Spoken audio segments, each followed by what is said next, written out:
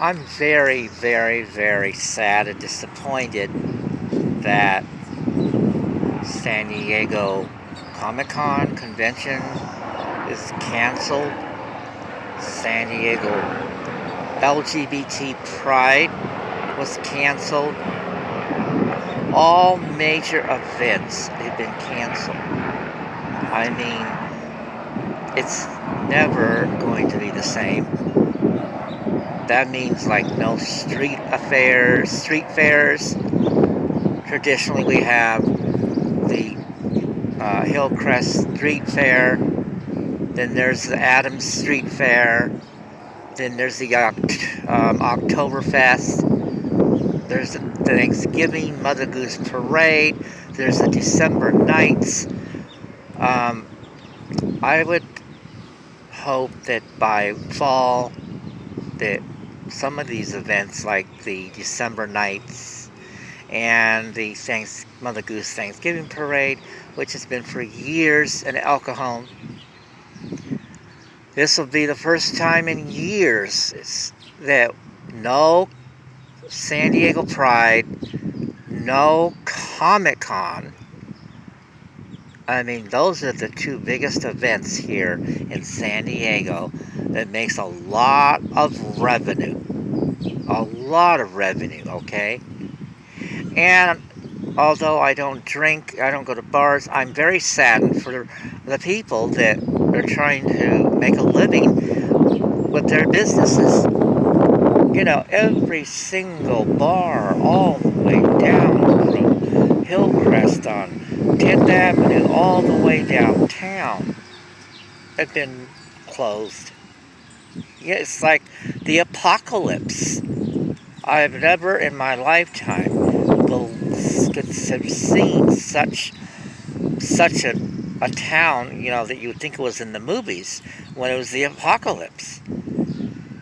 You know, a complete dead town. I've walked all the way through and seen how dead downtown is. And so my parents and my friends and roommates' parents and everybody's parents that have passed on, they are very, very blessed that they don't have to live through this. You know, a lot of our parents that have passed on will not ever have to live through this or see and go through this of what those of us that are left still here on earth had to see. And, you know, it's just horrible. I mean, from the beginning, this lockdown has been nothing but disruptive, nothing but literal chaos. You can't keep people locked in and shut the whole town down too long. There's repercussions and there's consequences for those decisions. And although I'm very glad that California is slowly opening up the phases, I personally, in my own opinion, feel like all of California should completely open up completely. All of San Diego, I live in San Diego, should open up completely. We should have our own control and our own jurisdiction here in San Diego to make our own decisions. We are not LA, we are not Italy, and we are not San Francisco or any of those. Every city, jurisdiction in town is different. I'm finally glad to hear at least the barber shops and saloons are opening up. It's about time. I got my haircut done by a friend. It was ridiculous not being able to get a haircut. I'm very happy to see that the churches are being able to reopen to their own pace, of course.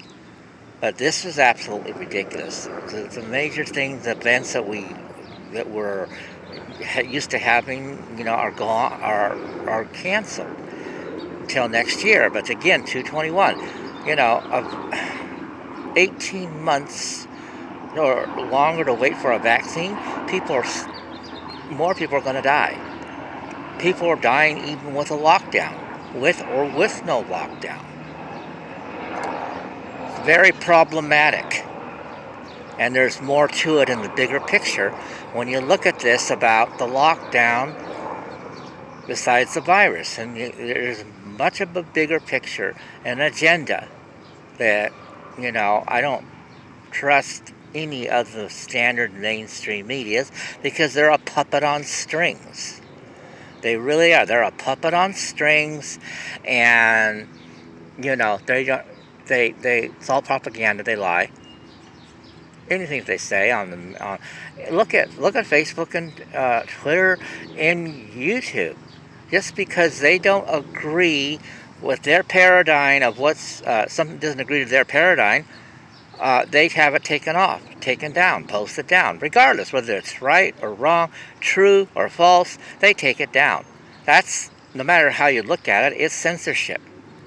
Yes, I support Dr. Judy Mikovits and her. A lot of people watch that. Of course, they've taken it down because check facts. Facebook uses and YouTube uses and Twitter, all these are all in cahoots to basically, if something is posted that it does not meet to their criteria, to their paradigm, to their mainstream orthodox view, then it's taken down. That's censorship, no matter how you look at it, okay? It's bad enough we've had censorship, but this is bad enough. People should have the right to be able to make up their own minds by reading both sides. I'll give an example. Even on Facebook, religious posts are always being posted about religions, whether they're true or false, whether those statements are true or not. And people, like for instance, there's pro-Mormon sites that are posted. Then there's anti-Mormon sites that are posted. Well, for the same thing when it comes to the COVID-19, about COVID, there's should be both sides allowed posted. Pro COVID-19 for those who are pro, mask, pro this and that. And there's the anti-COVID-19, which they all try to say is a conspiracy theories, which is much of garbage, okay? They don't want all these things exposed and the cover-ups that they whitewash, all this stuff, when the virus, we're talking about not the race, we're talking about the government of China, not the whole entire race of Chinese people. That is most ridiculous that we got some people here get carried away with racism remarks of this COVID-19 crisis. It has nothing to do with the Chinese race. We're talking about the Chinese government. They knew the Chinese government all along, and they had this whole strategy out to destroy the economy. Well, they sure did a good job of it, because look what they've withheld and look what they've done. And they're trying to, of course, cover their ass. Every time there are people who expose the truth, then, of course, like I said, Facebook and YouTube and all these other social medias, if it's not orthodox, they take it down. That's basically what it's. The same thing with everything else in this world. If it's not politically correct or orthodox, it's, taken down or eliminated in any way, shape, fashion, form. So, as this crisis is got a lot of damage, and even after the crisis, the repercussions and years of damaging. Social distancing. We never knew what social distancing was. Well, when this social distancing started taking place, I can tell you what. I know this, that with the social distancing, it's going to have a great impact in our future, even after the crisis.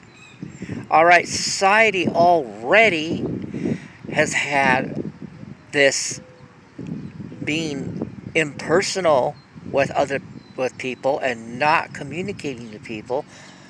The loss of art of communication, of social distancing, if you really want to get technical, has started way before the coronavirus crisis.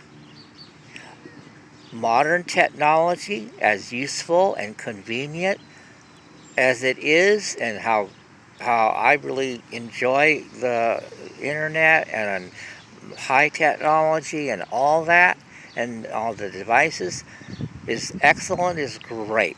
The downfall of that is social distancing started taking place when you think about all the people that were in a coffee shop with their devices, their computers, their phones.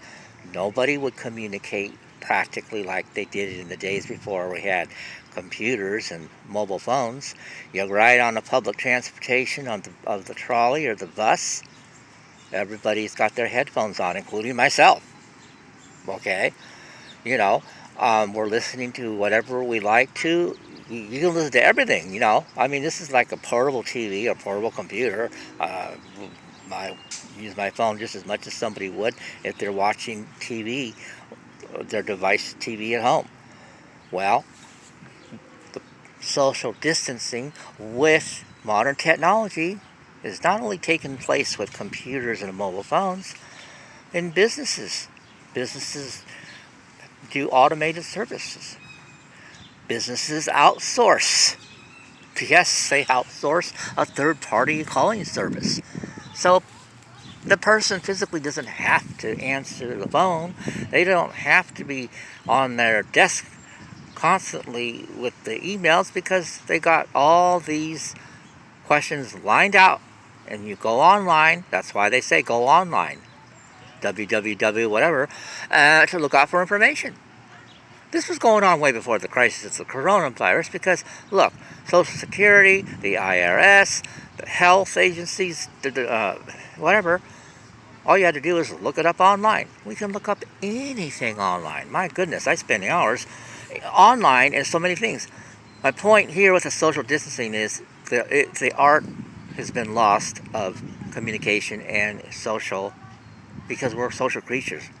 This lockdown really woke me up, and I realized, my gosh, we are social creatures. We were not meant to be isolated. Okay? And it was already, bad enough that, okay, the modern technology was having all those blue-collar jobs out the door as far as clerical jobs and all that, because everything was done online. Everything's done in automated service, automation. Everything is outsourced to a third party services. So anytime you're doing business, it's all automated. It's not a person live. So everything has been ordering online, everything, shopping. That's been going on quite a long time. I've ordered stuff on Amazon. Well, with the coronavirus crisis, that's just only made distancing with people even more worse than ever. Because now, with people pretty much indoctrinated and used to being social distancing, now people are going to have an attitude. People already have an attitude. Oh, don't get near me. I don't want to get the cooties. Or people, I've observed this type of behavior out there in the public. And so the art of contact with people has been lost quite a long time, and is going to be lost even more so. A lot of businesses that are reopening are not going to ever be the same. The new norm, I'm sorry, I'm not going to call it the new norm. It's not normal to isolate yourself from people. It's not normal to do business impersonally without people. I said this way back in March when we had the lockdown. I was telling some friends of mine, watch in the future, will be like a city with no people because everything's going to be done online.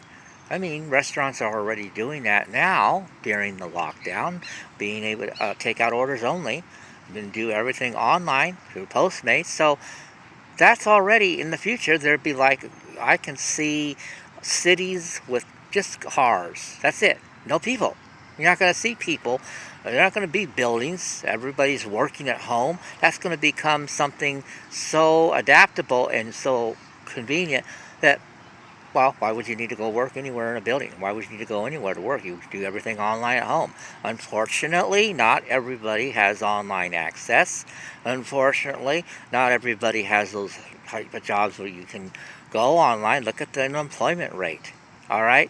Now, virus is totally devastating of all the deaths and people that have died of the coronavirus.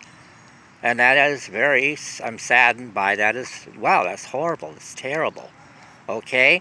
But it also, it's economy and the devastation and the disruption of livelihoods is also devastating as well. I'm not going to put one over the other. Both, the virus and the economy and people unemployed, losing their homes, both are devastating. Death happens with the virus, the illnesses. Death is caused even with people who have lost their jobs, become homeless, have no food, no money. Then it becomes poverty. On and on I could go on. And it's totally devastating on both sides. I see the paradigm shift too, where now masks are becoming very political. Okay? And I think that people should be able to have, you can agree to disagree, but don't attack people personally just because they're not wearing masks or they are wearing masks. We all have free choice, free will to make up our own choices, and we are responsible for making our own health choices. I can't tell you what health choices that you should make. That's entirely your responsibility. That is up to you. So for people who choose to wear a mask based on their choices of their health and what they know is for them, that's their choice. I choose to wear masks when I have to go to the store or I have to go in buildings that are required. But if I am by myself, which I am now, technically speaking, if I'm by myself and I am around no people, well, then you know what? I walk around without the mask. Yes, I do. You betcha. If I'm walking by myself with no people, take the park, take the hills, or if there's a sidewalk or a neighborhood that's no people at all, then I'll take the mask off. Okay, but that's my choice. If I'm going in a building, I'm going to the store, where there's people, of course I'm going to do social distancing. But I am not, for myself, going to choose to be masked up 24/7, okay? I need that breath of fresh air. And so that's my choice. But don't condemn and judge me because of the choices that I make. I've seen how sporadic it is. It's really ridiculous that people will even go to far to say, oh, well, you are a killer because you aren't wearing a mask and you're the cause of spreading the virus. How do you know? That's another thing I'm going to say, that I'm not a doctor, but I do know this because I talked to a physician, my own primary physician, okay? And my own primary physician said you can't be labeled asymptomatic, which means a person who has the virus with no symptoms. You can't be diagnosed that without having a test. Basically, you're tested positive with symptoms or with no symptoms. Well, what bothers me is that it's almost assuming everybody has the virus. Well, let's not make assumptions. When we assume things, we make an ass out of ourselves. Okay? I'm not going to assume anything. I am not going to assume that people have the virus, and I'm not going to assume that people don't have the virus. No. No assumptions. I can say for facts, people that are tested positive with symptoms or not symptoms, that would be the facts, not an opinion. Because once someone's tested positive, then they're to go quarantine. Okay? I know this for a fact. And so, if people who had COVID-19 and they get well, then there's a 14-day incubation period. I did my homework already. I already talked to a doctor. You have the COVID-19, there's an incubation period afterwards, after you've gotten recovered and well from that. Okay? And COVID-19 are different degrees of it. Okay? Some people have mild to severe to death. People, especially with secondary infections and so forth, or secondary health problems. But what I'm trying to say is that you can't assume that everybody's got is a carrier. Not everybody out there is a carrier. There are healthy people who are negative, who are not carriers. But the way the media has gone so over hype with this, it's absolutely ridiculous. It's got people in fear. You've got the media race in fake news, and then all this fear that's installed into people, and people are paranoid. I went to a local store, the 7-Eleven by my neighborhood. It was they won't take money, cash, if they won't let you hand it to them. Oh no! Instead, they have this long stick, or they have this shelf that you just put your cash on there because they're not going to touch it. I mean, this is ridiculous. Okay, yes, there are things that can be contaminated in surfaces and all this stuff, but it's gotten to the point that everybody's gotten so freaking paranoid.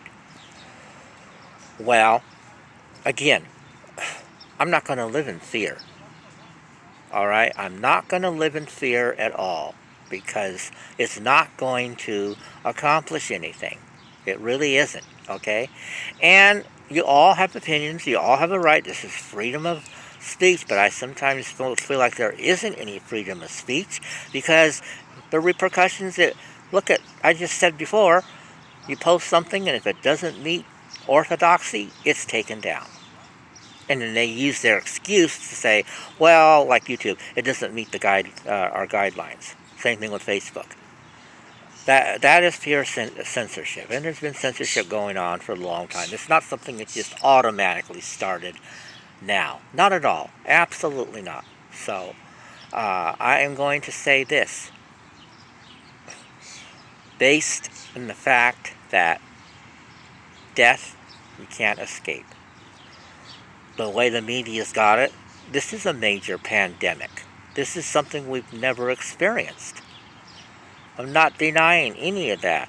But what I am saying is death is not just by the coronavirus. People die of other illnesses. People die of natural disasters. People die of all sorts of reasons. If you want to even get more technical, go historically of all the people that have died in past pandemics. Okay, I'm not saying that this isn't more devastating. This is more devastating. This is, the first time we've ever been here, locked down like this. I mean, there was the Hong Kong flu. There was all these other flus we've had. Okay, the SARS. But again, this pandemic is completely different. Not denying that. But what I am going to say is the fact that coronavirus is not the only thing that people die of. What got me very upset is that I read that this one hospital, I found out that patients died of other reasons, but they just added it as COVID. That's ridiculous. So you can see that we should question. The majority of masses don't question anything. The people just take it in and that's it. They don't question. Well, when it comes to having to lose freedoms, our liberties and freedoms, that's when you really should start looking and becoming aware and questioning. I'm not saying do away with the health and safety and of not spreading the virus and saving lives. Saving lives is 100% important. What I'm saying is you can't have one over the other. You can't put saving lives and health more important than our freedoms and livelihoods. Both are equally, in my opinion, are important. You can feel free to agree or disagree. That's your choice, and that's your human right. And that's, again, the amendment of freedom of speech. We don't have to agree on everything that we say, but we don't need to attack people personally at all. This really is sad that people, just because you have a different view that isn't orthodox, you're going to be attacked personally. No, I may not agree with the Democrats or Republicans or whoever, but I am not going to personally attack them, okay? And I could go on with many other examples, but this is just not necessary. We should be able to discuss things intelligently and agree to disagree. I have friends, personally, that we discuss politics, we discuss philosophy, we discuss culture, we discuss theologies. We have our differences, but we agree to disagree, and we have a great, lengthy discussion that's very stimulating. You don't see that anymore. People now get on a tangent, and they take things very personally. The belief systems do not define us. Does not describe who we are. That doesn't describe who we are. It only is a part of us, of our beliefs and what we feel, but that doesn't describe who we are as a whole, as a human being. Okay? So, this, all I can say is the most, I'm so glad my parents and anybody else's parents that have passed on did not have to live through this, did not have to see through this. And, now shaking hands and hugging is going to be a thing of the past. Look, the airlines, people who go flying on the airlines, major changes. Major changes in the restaurant. Major changes in all businesses with the CDC guidelines, even in the churches. So everywhere in life, every walk in life, there is major change here in what they call the new norm, but I'm not going to call it the new norm. It's a completely opposite paradigm shift than what we are accustomed to in the norm. Okay? All the red tape that now you have to go through. I'm glad to see the churches are reopening, but I don't always agree